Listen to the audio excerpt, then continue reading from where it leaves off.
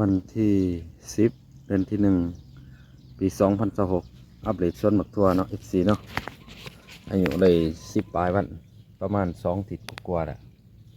ก็ขออาทิตย์ที่3เลยเนาะน้องพังหลักสิใส่ขางให้เนี่ยเนาะ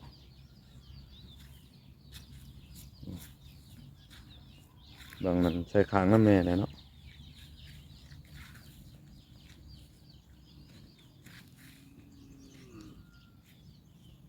ง่ายเลยเนาะจะขึ้นขางเลยเบื่อนี้เรากำลังหดน้ำเนาะ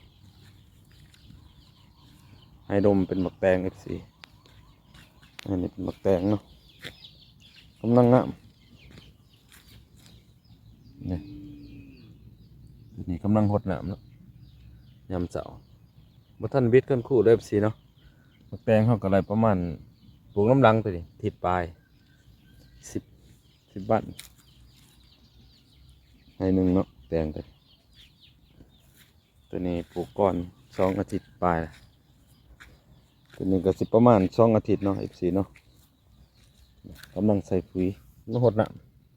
ำอันนี้อะไรเรียกกันเนาะตัวนี้มีทอแตกนะจะให้ทั้งหมดเนาะให้ที่1เขาผ่านมาแล้วแตงให้2ให้ที่3ตัวนี้ให้ที่4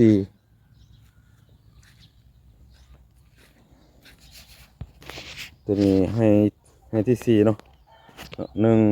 1ที่2อันที่3ให้4ก่อนนะ4เนาะตัวนี้ก็สิได้อยู่ประมาณกับ2 อาทิตย์เนาะถูกรุ่นเนาะนี่มันหดแล้วตัวนี้ให้ที่มีให้ในปลูกก้อนหมูเนาะ2 อาทิตย์กว่าแล้วง่ายแล้วตัวนี้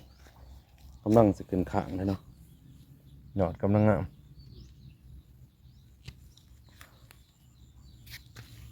แตกกำลังสิแตกยอดเนาะมดให้1 2 3 4 5ยังอีกไข่หนึ่งเนาะ FC เนาะหมักแตงให้นี่เป็นหมักแตงก็ปีนี้กับปลูกแมงซ่อนกินลายเนาะปลูกใหญ่บ่ทันกันเนาะปลูก2 เทื่อให้นี่สูแสงแดดเนาะตัวนี้สิประมาณ2 อาทิตย์เนาะซึ่งนี้3 อาทิตย์ละขึ้นข้างเลยเนาะเริ่มจอมากแล้วตัวนี้3 อาทิตย์กำลังจอมากขึ้นข้างเลยเนาะ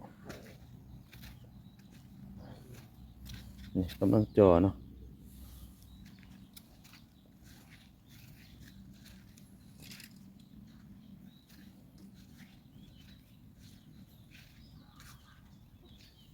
จอมากเลยจอมากเลยเนาะกำลังเป็นหมากถ่ายสู่แสงแดดได้สิให้เดียวปลูกหด2 เทื่อเนาะหมักแตงให้นี่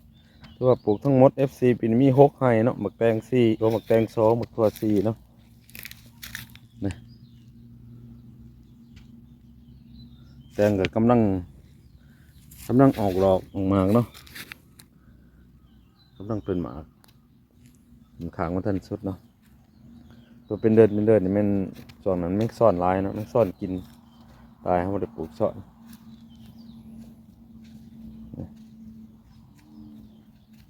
กำลังจอหมาก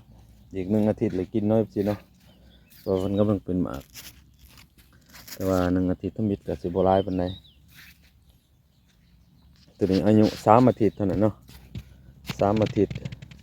เกือบเดือนเนาะแปลงอายุเดือน 1มันได้กินเนาะทั่วเมนอายุ45 วัน